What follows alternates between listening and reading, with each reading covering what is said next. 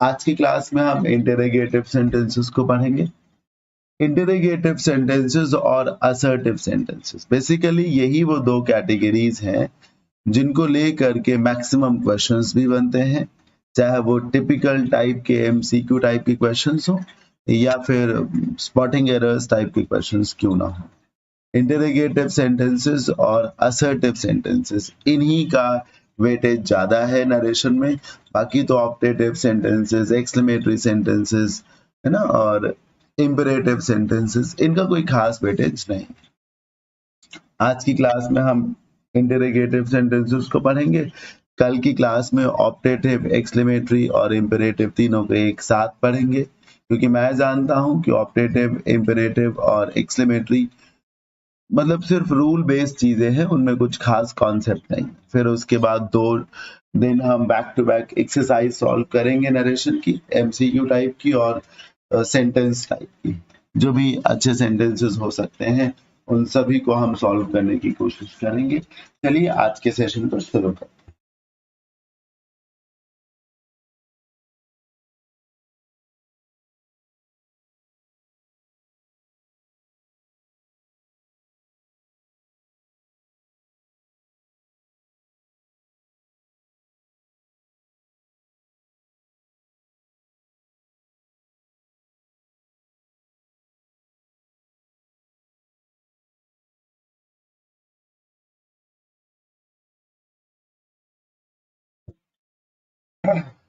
देखिए, आपके सामने इंटरोगेटिव सेंटेंस है और मैं आपको बताना चाहूंगा कि इंटरोगेटिव सेंटेंसेस 2 टाइप के होते हैं। ठीक, 2 टाइप के होते हैं।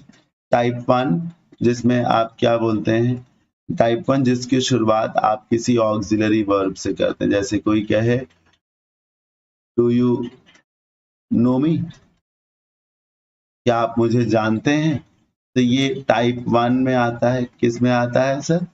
टाइप 1 में आता है। जो ऑक्सिलरी वर्ब से स्टार्ट हो रहा हो वो टाइप 1 में आता है।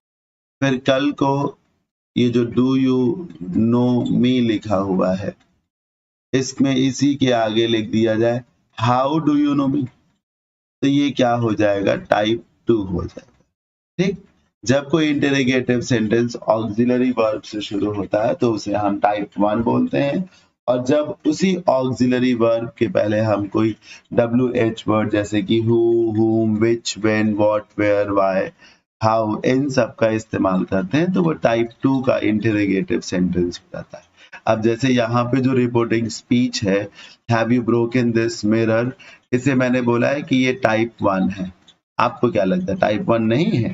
टाइप 1 ही तो है। ये देखिए ऑक्सिलरी वर्ब से स्टार्ट हुआ है तो ये टाइप 1 है। कल को इसी ऑक्सिलरी वर्ब के पहले कोई WH वर्ड आ जाए, जैसे कि she said to me have you broken this mirror, क्या आपने ये मिरर तोड़ा है? फिर सामने से जवाब आता है हाँ मैंने ही ये मिरर तोड़ा है या मुझसे ही ये मिरर टूट गया है। तो फिर ऐसे में सामने वाला व्यक्ति फिर से सवाल कर सकता है पर कैसे, कैसे टूट गया? तो वो यहाँ पर हाउ लगा देगा।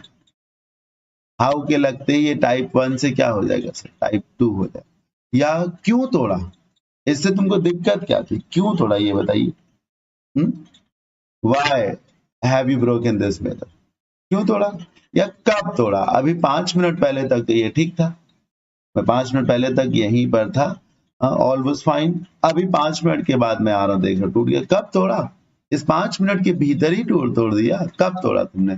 तो यहाँ पर व्हेन आ जाएगा। तो ऐसा करने पर ये टाइप 2 हो जाएगा। फिर से सुन लीजिए, जब कोई इंटरोगेटिव सेंटेंस किसी ऑक्सिलरी वर्ब से शुरू होता है, इससे किसी ऑक्सिलरी वर्ब से शुरू होता है तो वो टाइप 1 का इंपेरेटिव सेंटेंस कहा जाता है, राइट? आकाश, जय हिंद, वेरी गुड इवनिंग जी। ऑक्सिलरी वर्ब से स्टार्ट होता है तो वो टाइप 1 है, और जब कभी भी इसी ऑक्सिलरी वर्ब के पहले कोई interrogative word, appropriate interrogative word जिसकी जरूरत हो, जिससे सेंटेंस का मीनिंग क्लियर हो रहा हो, उसका इस्तेमाल किया जाता है तो वो टाइप 2 हो जाता है, राइट? मुझे उम्मीद है पूरा समझ में आप सभी को आ गया होगा। अच्छा, टाइप 1 और टाइप 2 के रूल्स अलग हैं। टाइप 1 और टाइप 2 के रूल्स अलग हैं। मैं आपको धीमे धीमे सब बताऊं।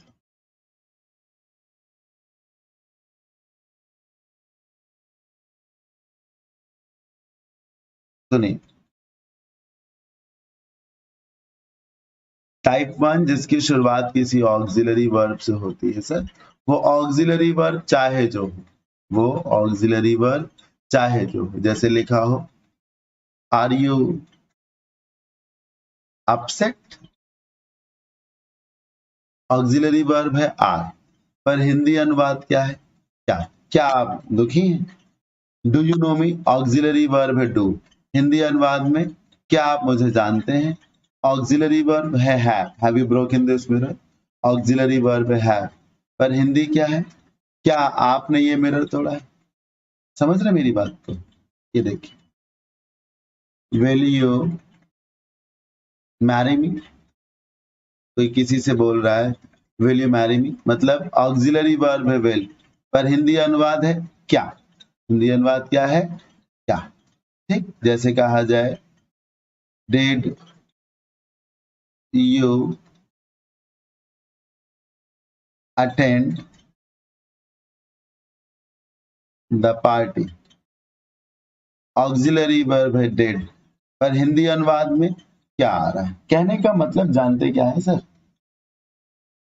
कहने का मतलब ये है कि ऑक्सिलरी वर्ब चाहे जो हो, is, am, are, was, were, do, does, did, has, have, had, will, would, shall, should, whatever, किसी भी टाइप की ऑक्सिलरी वर्ब क्यों ना हो, जो हिंदी अनुवाद है उस हिंदी अनुवाद में क्या आ रहा है सर? क्या आ रहा है? उस हिंदी अनुवाद में क्या आ रहा है सर? क्या आ रहा है? तो कॉमन हिंदी है सर। और एक बात और सुनिए, जब आपका सवाल है क्या, तो जवाब भी फिक्स है। वो जवाब या तो हाँ में हो सकता है या फिर वो जवाब ना में हो सकता है। जैसे आपने किसी से पूछा, ये देखिए, आर यू अपसेट, सामने वाला व्यक्ति क्या बोल सकता है? यस अ लिटिल बिट, हाँ थोड़ा बहुत अपसेट हूँ। No I am not upset at all, तो हाँ या ना, हाँ मैं अपसेट हूँ, नहीं मैं अपसेट नहीं। When somebody asks you, have you broken this mirror? So what could be your answer? No, I have not broken this mirror. Yes, I have broken this mirror. हाँ मैंने ही तोड़ा, नहीं मैंने नहीं तोड़ा। मतलब यू आर बिटवीन हाँ and ना, है ना, दो के बीच में आप टहल रहे हैं। Like when someone asks you, do you know me? तो आपका जवाब क्या हो सकता है? I think yes. No, I don't think so. हाँ मैं जानता हूँ आपको, नहीं मैं नहीं जानता। Right? Did you attend the party, auxiliary verb did. Hindi, क्या आपने पार्टी अटेंड करी थी? Yes I attended the party. No I did not attend the party. Will you marry me? Yes of course. No I will not, I am already married. समझ रहे हैं ना? तो जब आपका इंटेरोगेटिव सेंटेंस किसी ऑक्सिलरी वर्ब से start होता है, किसी ऑक्सिलरी वर्ब से स्टार्ट होता है, तो उसका जो आंसर है ना, इट इज बिटवीन यस और नो, है ना, हाँ या ना के बीच में फंसा रहता है। ये जो हाँ और ना के बीच की स्थिति होती है, इस स्थिति को कहते हैं स्टेट ऑफ अनसर्टेनिटी, अनिश्चितता का भाव, जब आप जानते ही नहीं है कि ये सही है या फिर ये सही नहीं है, इसी को कहते हैं स्टेट ऑफ अनसर्टेनिटी, अनिश्चितता की स्थिति। और जब अनिश्चितता की स्थिति हो तो उसको दिखाने का तरीका है कि आप कंजंक्शन के रूप में क्या लगाएं सर? इफ लगाएं। आप कंजंक्शन के रूप में क्या लगाएं?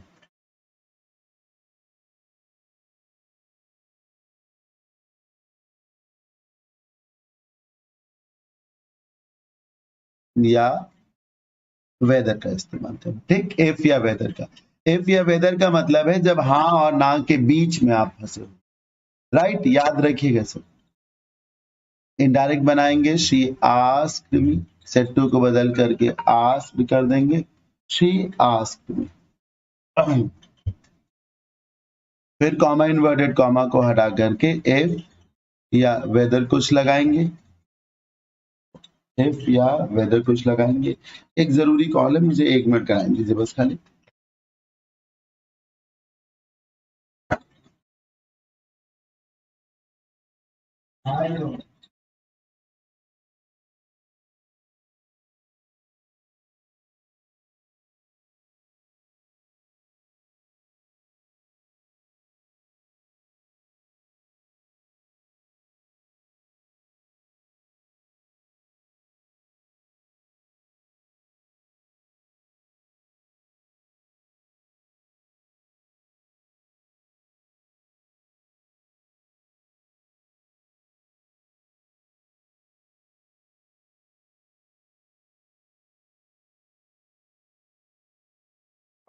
अब सर मैं भगवान में विश्वास करता तो हूँ, ये जो आप तो बोल रहे हैं ना, ये बेसिकली तब बोला जाता है जब सामने वाला कुछ आपसे पूछ रहा हो, डाउट कर रहा हो, वो कह रहा है no you do not have faith in God, तो आप कह रहे हैं नहीं मैं भगवान में विश्वास तो करता हूँ, है ना। आप सीधे नहीं बोलेंगे मैं भगवान में विश्वास तो करता हूँ, आप अपने आप से बोलेंगे मैं भगवान में विश्वास करता हूँ, तो नहीं होगी। तो मैं भगवान में विश्वास करता हूँ, I have faith in God. लेकिन जब कोई आपसे बोल रहा है कि नहीं आपको भगवान में विश्वास नहीं, आप ऐसी बातें करते हैं, लगता है भगवान में विश्वास नहीं, बातें अलग है लेकिन भगवान में तो विश्वास है, मुझे विश्वास तो करता हूँ मैं, तो होगा no I do have faith in God. ये जो तो लगा दिया गया ना, पूरा सेंटेंस वैसे ही रहेगा, ऑक्सिलरी वर्ब के पहले डू लगा दीजिए, आई do have faith in God, ठीक है ना। जैसे मैं आकाश का एड्रेस जानता हूँ, कहाँ रहता है आकाश, मैं जानता हूँ, जोर दे के मैं कह रहा हूँ ना। कोई ये कह रहा है कि नहीं आप नहीं जानते, तो मैं कह रहा नहीं मैं जानता हूँ, मैं जानता हूं। जरूरी नहीं कि आप डू तो बोले ही तभी लगेगा कि जोर दिया जा रहा है, तभी डू आएगा। ऐसे ही आप अपनी चीज को डिफेंड करने के लिए भी बोल सकते हैं, नहीं मैं आकाश का एड्रेस जानता हूं, no I do know his address, ठीक है ना, I do know his address, ऐसे भी बोला। ये कहानी, चलिए अच्छा हाँ जी, कहानी को आगे बढ़ाते हैं। अच्छा, तो मैं क्या कह रहा था, तो कॉमा इन्वर्टेड कॉमा को हटा करके आपने इफ लगाया। ज्यादातर लोग इफ ही लगाते हैं सर, इफ या वेदर में कोई अंतर नहीं, मैक्सिमम केसेस में लोग इफ लगाते हैं। इसका ये मतलब नहीं कि इफ एक बेटर चॉइस है, साफ रीजन ये है कि इफ देखिए एक छोटा सा वर्ड है, स्पेलिंग में भी कोई गलती नहीं होनी, वेदर को लिखने में कई बार आपसे स्पेलिंग की ही मिस्टेक हो सकती है, तो इसीलिए लोग वेदर को चूज कम करते हैं, नो अदर। आप चाहें तो वेदर लगाएं, ठीक है ना, पर अक्सर आपको इफ ही मिलेगा क्योंकि इफ इजी है थोड़ा सा, बस और कोई कारण नहीं है। अच्छा, कॉमा इन्वर्टेड कॉमा को हटा के आपने क्या किया, इफ लगा दिया। फिर रूल है कि आगे का जो सेंटेंस है वो असर्टिव हो जाएगा। सर असर्टिव का मतलब क्या है, असर्टिव का मतलब है सब्जेक्ट हो फिर वर्ब हो, और इंटेरोगेटिव का मतलब है वर्ब हो फिर सब्जेक्ट। समझ रहे हैं आप, तो आपको इसे असर्टिव बनाना है। असर्टिव बनाने का मतलब है कि आप क्या करें सर जी, यू हैव, क्या करें, यू हैव करें, और फिर यू को मी के हिसाब से बदल करके आई कर दें, आई, और ये जो सेड लिखा चूंकि ये पास्ट में है तो हैव को बदल करके क्या कर दें, हैड कर दें। इफ आई हैड, फिर ब्रोकन तो वैसे ही रहेगा, दिस को क्या कर दीजिए, दैट कर दीजिए, और फिर मिरर कर दीजिए, क्या कर दीजिए सर, मिरर कर दीजिए। और ये देखिएगा सर, अब यहाँ पर क्वेश्चन मार्क नहीं आएगा, अब यहाँ पर फुल स्टॉप आएगा। क्यों, क्योंकि इनडायरेक्ट में कन्वर्ट करते समय आप जो रिपोर्टिंग स्पीच है जिसका फिलहाल जो फॉर्म है वो इंटरोगेटिव है, उसके फॉर्म को बदल करके असर्टिव कर देते हैं, और जब फॉर्म असर्टिव हो जाएगा तो फुल स्टॉप ही तो लगेगा ना, वही फुल स्टॉप। याद रखिए कि इनडायरेक्ट बनाते समय इंटरोगेटिव को असर्टिव करते हैं। अगर आप जानना चाहते हैं ऐसा क्यों, तो सुनिए, ये जो सर इफ है, ये इफ एक कंजंक्शन है, कंजंक्शन का एक ही काम है दो चीजों को कनेक्ट करना, ठीक। इसीलिए याद रखें कि जहां पर कंजंक्शन आ गया हो उसके बाद गलती से भी कुछ भी प्रश्नवाचक के जैसा नहीं होना चाहिए, गलती से भी ऐसा ना हो। कंजंक्शन के बाद इंटरोगेटिव स्टेट बिल्कुल नहीं हो सकता। हाँ, अगर आप कंजंक्शन के पहले के सेंटेंस को इंटरोगेटिव रखते हैं तो रख सकते हैं, उसमें कोई बुराई नहीं है, उसमें कोई कंपल्शन भी नहीं है, लेकिन गलती से भी कंजंक्शन के बाद के सेंटेंस को, कंजंक्शन के बाद की क्लॉज को इंटरोगेटिव ना करें, भूले से भी इंटरोगेटिव ना,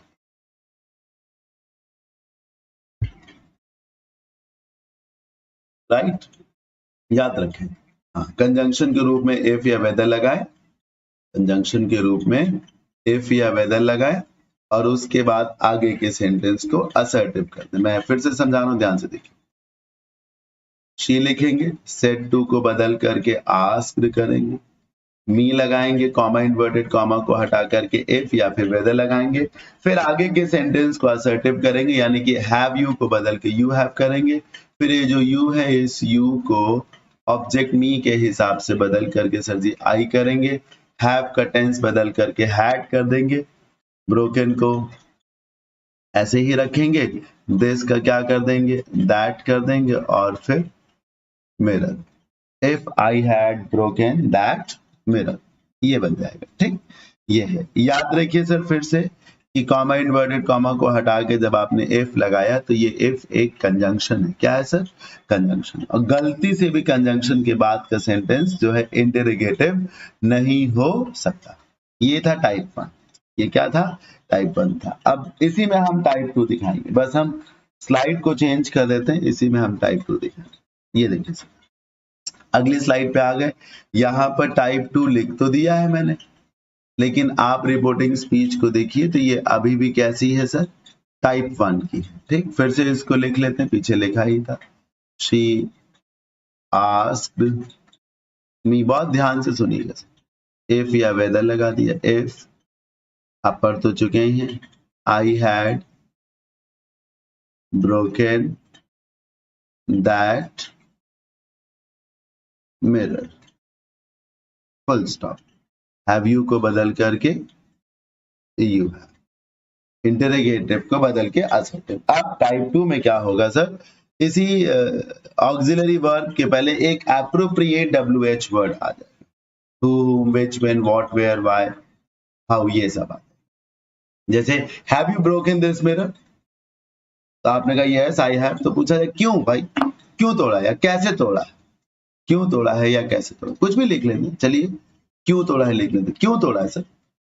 तो जब ऑक्सिलरी वर्ब के पहले एक WH वर्ड आ जाए तो टाइप 1 से वो कहां पहुंच जाता है, इंटरोगेटिव सेंटेंस टाइप 2।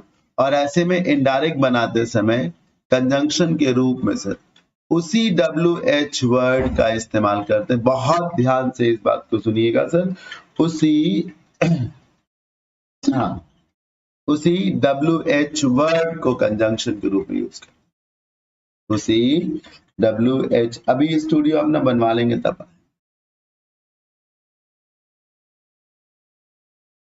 ठीक है ना। अब तो मेरी राइटिंग पहले से बेहतर हो गई है। शुरू में 1-2 दिन में तो मुझे लिखने में प्रॉब्लम थी, लेकिन अब तो काफी साफ लिखता हूं मैं। तो WH वर्ड को ही हम कंजंक्शन मान लेते हैं, यानी कि क्या है, ये जो इफ है ना सर, ये इफ, इसी इफ की जगह पर आप बात को बहुत ध्यान से समझिए सर।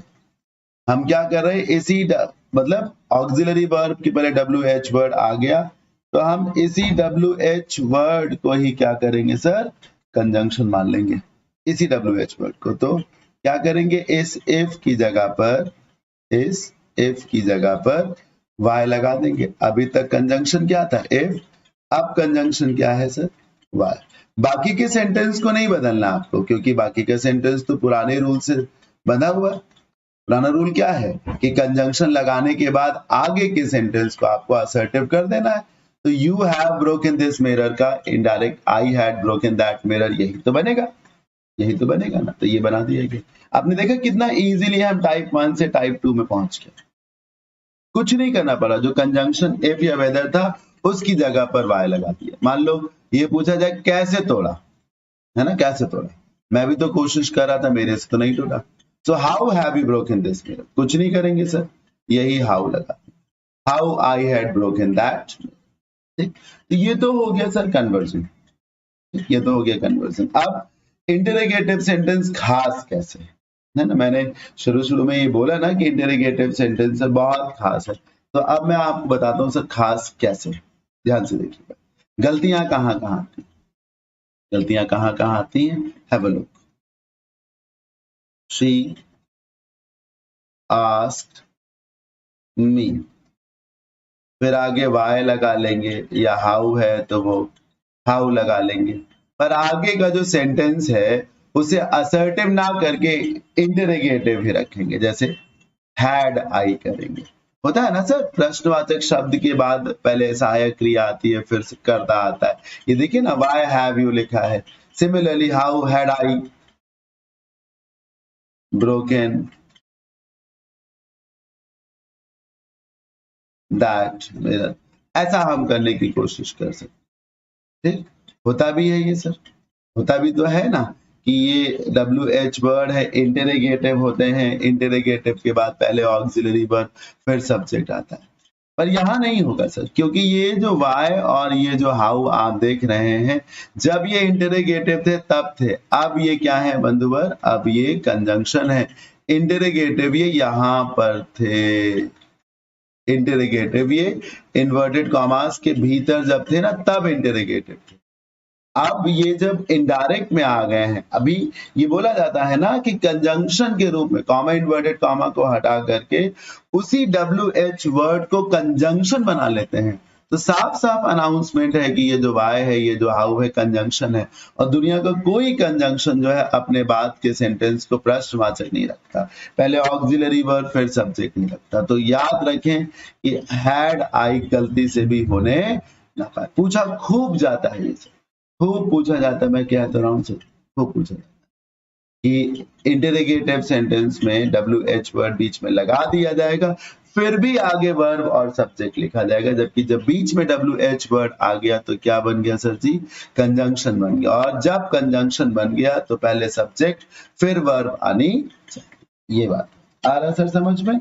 अब एक और बात सुन लीजिए, very good evening, very good evening. एक और जरूरी बात सुन लीजिए, ये पहली गलती है इंटरोगेटिव सेंटेंस की कि WH वर्ड को कंजंक्शन बनाएंगे लेकिन आगे के सेंटेंस को इंटरोगेटिव रखेंगे भूलवश। तो कंजंक्शन के बाद पहले सब्जेक्ट फिर वर्ब आता है। दूसरी गलती क्या करते हैं वो भी देख लीजिए। She asked me that how या दैट वाई, जो भी है, I had broken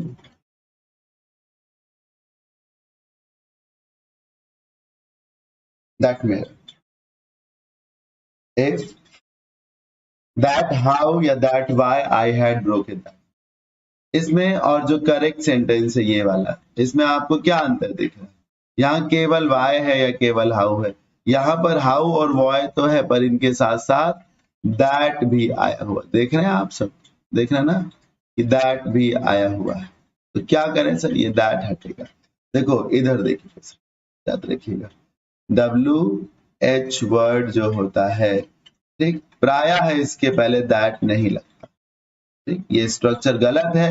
और गलत इसमें कौन होता है, that गलत, मतलब that when गलत है, that how गलत है, that why गलत है, that which गलत है, that whom गलत है। याद रखिए सर, WH वर्ड के पहले जो है that नहीं आता, एक बेसिक रूल है ये, हालांकि कॉन्सेप्ट बेस्ड है लेकिन प्रायः होता ऐसे ही है कि WH वर्ड के पहले क्यों नहीं होगी, वो क्या आपकी क्लास नहीं होगी, आप ये बात बोलते हैं, ठीक है ना। अभी मैं लेट नाइट तक जो है प्लेलिस्ट को शेयर करूंगा आपसे, 10 वीडियोस सिनोनिम्स एंटोनिम्स के मैंने अपलोड किए थे, प्रिपेयर कर लिए। ये तो जरूरी नहीं है ना कि उसका सेशन लाइव ही हो, उसमें आपका क्या पार्टिसिपेशन है, कुल मिला के आपको सीखने से मतलब है ना। और उधर बेनिफिट ये है कि आपने रिकॉर्ड करके रखे सेशन, तो आप ज्यादा सीख सकते हैं, ज्यादा पढ़ाया मैंने। क्या छोड़िए, WH वर्ड के पहले जो है दैट का प्रयोग नहीं करते, एक बेसिक रूल है, ठीक, तो ये दैट हटेगा। हालांकि इस बात को समझाने और समझने का एक और तरीका, वो तरीका ये है कि जो कंजंक्शन है वो N-1 के रूल पे काम करता है। किसके रूल पे काम करता है, N-1 के। N मतलब नंबर ऑफ क्लॉजेस या नंबर ऑफ केसेस।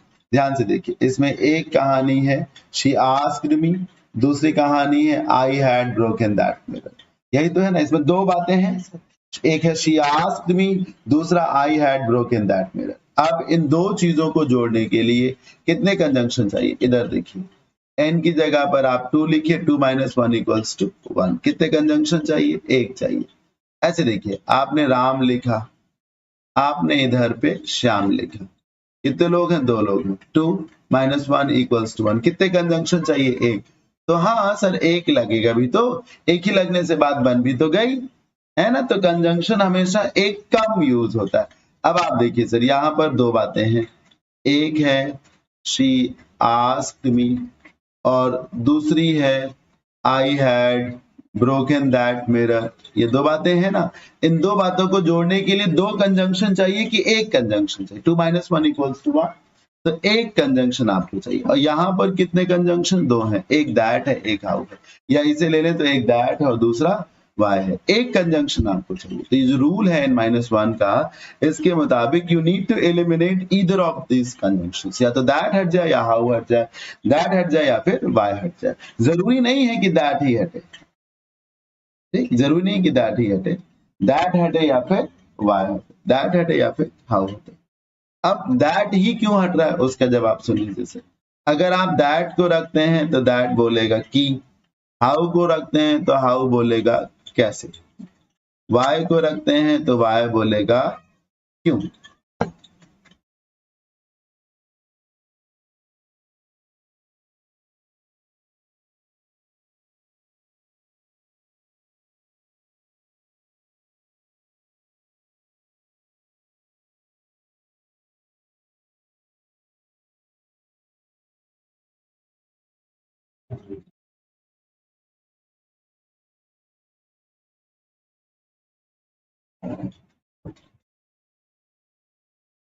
जी, तो आप खुद से ट्राई कर लीजिए ना, वो जो रूल है यही सबसे सटीक रूल है n-1 का। आप क्या करिए, दैट बोलेगा कि, हाउ बोलेगा कैसे, वाई बोलेगा क्यों, बोल के देख लीजिए। की से बोलिए, उसने मुझसे पूछा कि मैंने एक शीशा तोड़ा था, उसने मुझसे पूछा कि मैंने शीशा तोड़ा था।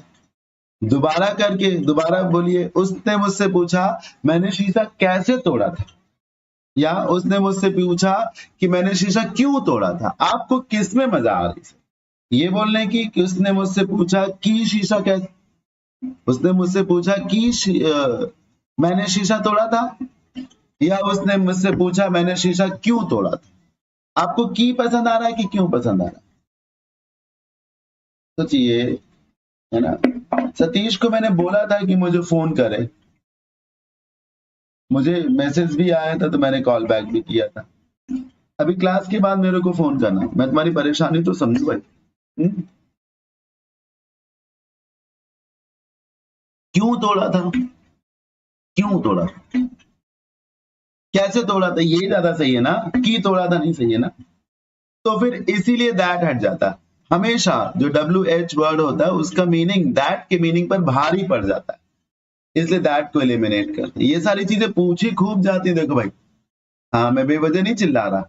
एक ये चीज खूब पूछी जाती है, ये ऑक्सिलरी वर्ब पहले फिर सब्जेक्ट कर देंगे, एक WH वर्ड के साथ दैट को भी लगा देंगे, पूछा खूब जाता, खूब पूछा जाता, याद रखिए सर। ठीक है, दो बड़ी गलतियां मैंने आपको बताई, ये स्पॉटिंग एरर्स में पूछी जाती है। कहाँ पूछी जाती है? स्पॉटिंग एरर्स में पूछी जाती है। एक चीज इधर देखिएगा, टाइप 1 में लौट आए हैं। टाइप 1 में भी इसी से संबंधित गलती पूछी जाती है, देखिएगा ध्यान से। ये लिखा she asked me if I had broken that mirror, इसको हम फिर से लिखते हैं। She asked me that if I had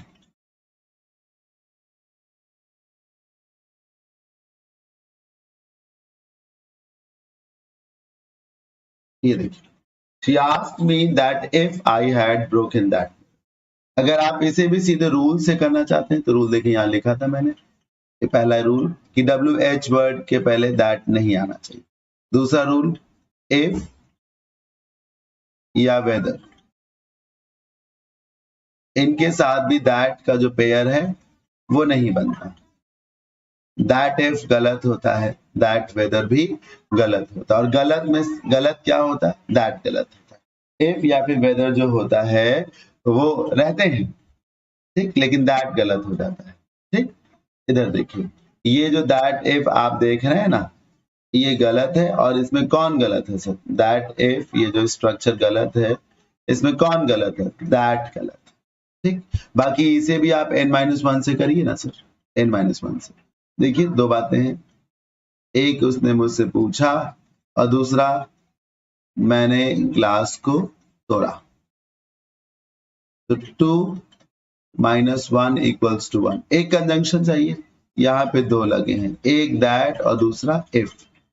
अब हमने कहा दैट को हटाओ, ठीक, दैट को क्यों हटाएंगे हम?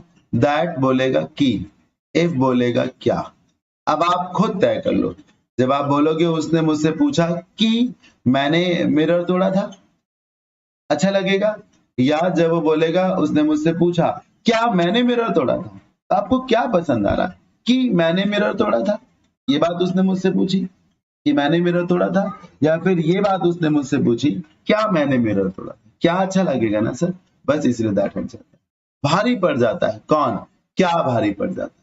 जिस प्रकार WH वर्ड को जो स्पेसिफिक मीनिंग होता है, कैसे, क्यों, कब, कहां, वो भारी पड़ जाता है दैट पर। सिमिलरली इफ या वेदर का जो मीनिंग होता है, इफ और वेदर का क्या मीनिंग होता है, क्या, तो ये क्या मीनिंग जो है भारी पड़ जाता है। मुझे उम्मीद है आपको सब समझ में आ रहा होगा।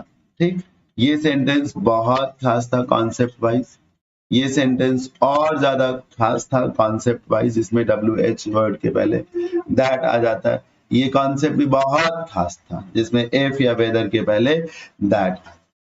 ठीक, हाँ, अब मैं आपको एक और खास बात बताता हूँ, एक और खास बात फिर से इधर लिख करके बताता हूँ।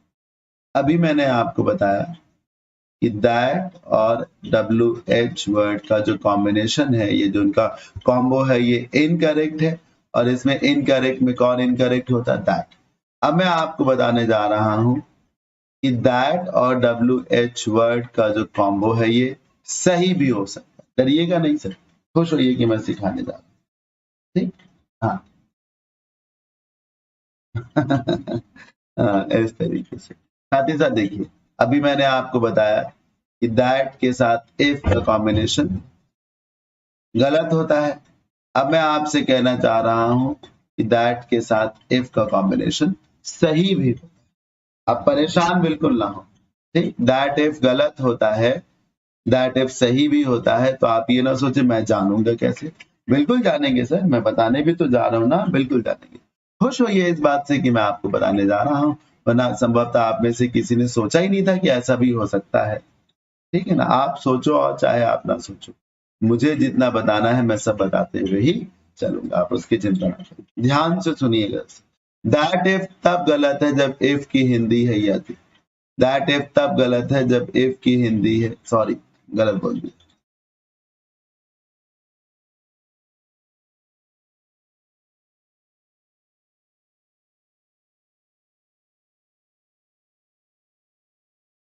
दैट इफ तब गलत है जब इफ की हिंदी है क्या, इफ की हिंदी क्या है। और दैट इफ तब सही है जब इफ की हिंदी है यदि। दैट इफ तब सही है जब इफ की हिंदी है अगर। अगर किसी वाक्य में इफ का मीनिंग क्या आता है तो उसके पहले दैट ना लगाएं। जैसे यहीं पर देखिए, उसने मुझसे पूछा क्या मैंने शीशा तोड़ा था, आप चाहो भी तब भी अगर नहीं आएगा। उसने मुझसे पूछा अगर मैंने शीशा तोड़ा था, यदि मैंने शीशा तोड़ा था, नहीं, समझ रहे हैं ना। उसने मुझसे पूछा क्या मैंने शीशा तोड़ा था, ये अच्छा लगा, समझ रहे हैं। हाँ, हाँ, क्या क्या हाँ, तो यदि या फिर अगर मीनिंग हो तो दैट इफ सही, यदि अथवा अगर मीनिंग हो तो दैट इफ सही है, बिल्कुल सही। मैं लिख के दिखाता हूँ, देख सकते, ध्यान से देखिए। ही सेज दैट इफ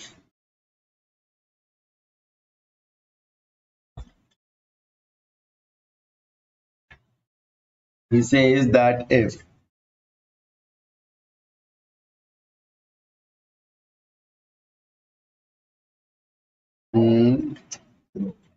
क्या मैं सेंटेंस बना दूं, he says that if India wins today's match, he will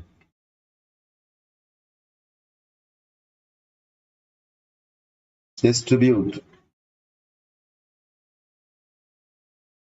sweets। ये देखिए, he says, उसका मानना है, उसका कहना है कि अगर हिंदुस्तान आज का मैच जीतता है तो वो जो है सबके बीच में मिठाई बांटेगा। उसका कहना है, वो ये कहता है। या अगर हिंदुस्तान आज का मैच जीतता है तो वो स्वीट्स बांटेगा। ध्यान से देखिए, पहली बात दैट और इफ अगल बगल आए सही है, कारण इफ क्या बोल रहा है, यदि। कारण क्या है, इफ बोल रहा है यदि, अगर, यदि, यही बात तो बोल रहा है, बस इस वजह से सही है। बाकी वास्तविक कारण यही वाला है, ये n-1 का रूल लगाइए, n-1 का रूल यहां लगाइए। यहां आपने ध्यान से देखा, दो नहीं तीन चीजें हैं। कलर चेंज कर लेता हूं, यहाँ तीन चीजें हैं। एक है ही सेज, दूसरा है इंडिया विंस टुडेज मैच, और तीसरी क्लॉज है ही विल डिस्ट्रीब्यूट स्वीट्स। तीन क्लॉजेस है ना, तो आप जब n-1 का रूल लगाओगे तो वो लगाओगे 3-1 से, और 3-1 इक्वल्स टू 2। तो you need two conjunctions and not one. आपको यहाँ पर दो कंजंक्शन चाहिए, एक नहीं चाहिए। और देखिए, एक कंजंक्शन दैट है, दूसरा कंजंक्शन इफ। बन गई बात सर, ठीक है ना। तो n-1 के रूल से चलिए, और चाहे तो सीधे सीधे इस बात को दिमाग में रखिए कि इफ का मीनिंग यदि आता है, इफ का मीनिंग अगर आता है, तो फिर दैट इफ को साथ साथ आने में कोई दिक्कत नहीं है। एक बात और देखिए, जब इफ और दैट का कॉम्बिनेशन गलत होता है तो यहां पर सवाल पूछा जाता है, आस्क लिखा रहता है। और अगर जब गलत नहीं होता, सही होता, तो आस्क नहीं लिखा रहता, तब सेज लिखा हुआ। बात तो मेरी समझ पा रहे हैं ना आप सभी लोग? हाँ, गलती से भी गड़बड़ ना हो जाए, बिल्कुल सीधे हिंदी निकाल लीजिए। क्या, तो दैट गलत हो जाएगा, अगर तो दैट सही है। और जब क्या बोलेगा तो कहीं ना कहीं सवाल जैसा माहौल, आस्क हो गया, इंक्वायर हो गया, मिलेगा। अगर बोलेगा तो सेज, सेड, इन्फॉर्म, है ना, ऐसे वर्ड्स आएंगे जो सवाल की बात नहीं करते किसी भी प्रकार से, ऐसे वर्ड्स। जल्दी से मैसेज करके बताएं समझ में आया कि नहीं। तो ये बात मैंने आपको अभी अभी बता, कौन सी दैट टिप सही रहता है। अब मैं आपको क्या बता देता हूँ वो भी देख लीजिए। अब मैं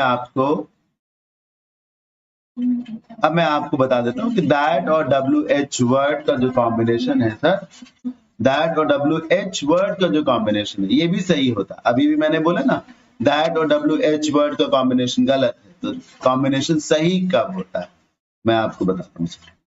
सही कब होता है,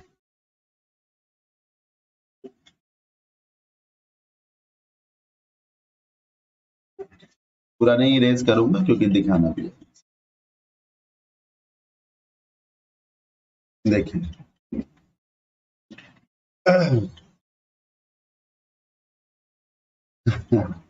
हाँ, रिकॉर्ड, रिकॉर्ड मतलब पुरानी चीजों को याद करना।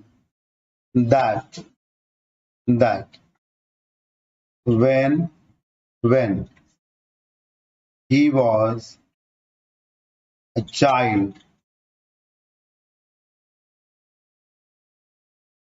he was quite mischievous, शैतान टाइप का। अब देखिए, दैट और when एक साथ आए, दैट और when एक साथ आए हैं, बिल्कुल सही है सर, बिल्कुल सही है। पहली बात, यहां पर सवाल जैसा कुछ लिखा है क्या? नहीं लिखा, यहां पर देखिए लिखा हुआ।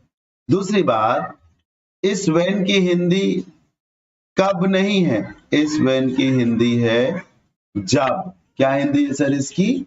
जब हिंदी है। तीसरी बात, यहां पर एक हिस्सा ये, दूसरा हिस्सा ही वॉज अ चाइल्ड, तीसरा हिस्सा ही वॉज क्वाइट मिस्चीवियस। तीन है ना, कंजंक्शन में n-1 का रूल लगाइए, 3-1 इक्वल्स टू 2।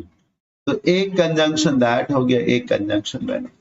चलेगा ना सर? बिल्कुल चलेगा सर, बिल्कुल चलेगा।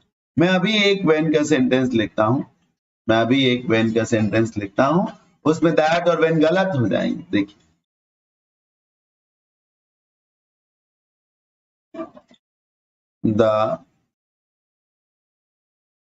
the shopkeeper asked that when I would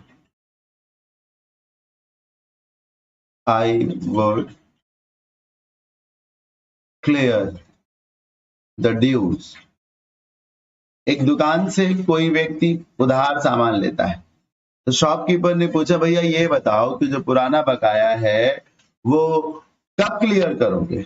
अब ध्यान से देखिएगा सर, पहली बात ये दैट और व्हेन गलत, और गलत कौन इसमें, दैट। कारण तमाम है सर, इसमें दो बातें हैं, एक है शॉपकीपर आस्क्ड, दूसरा I would clear the dues, दो ही तो है ना, रूल लगेगा 2 - 1 = 1। अगली बात कि एक कंजंक्शन लगेगा ना सर, है। अगली बात और क्या है,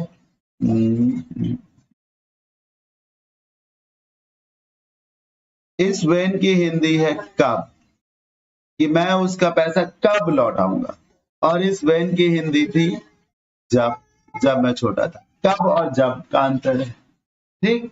यहां पर आस्क है, यहां पर आस्क नहीं है, यहां पर दो क्लॉजेस हैं और यहां पर दो क्लॉजेस नहीं।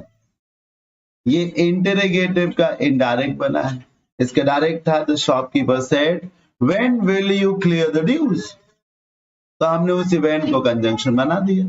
यहां ऐसा नहीं है, तो याद रखिए सर कि जब वाई का व्हेन का मतलब है कब, तो दैट व्हेन गलत है, व्हेन का मतलब है जब, तो दैट व्हेन सही है। वेयर का मतलब है कहां, वेयर गलत है। वेयर का मतलब है जहां, बोलते ना जहां चाह वहां राह, तो फिर दैट और वेयर अपना साथ साथ आ जाएंगे ना, ठीक है। तो पूरी बात मैंने बता दी है, छोटी छोटी बातें बताई हैं। आप अभी भी अगर हल्का फुल्का कंफ्यूज हो तो सब्र करें, एक दो दिन के बाद जब मैं क्वेश्चंस कराऊंगा नरेशन के, तो सारा डाउट आपका दूर कर दूंगा, राइट। हाँ, आज की क्लास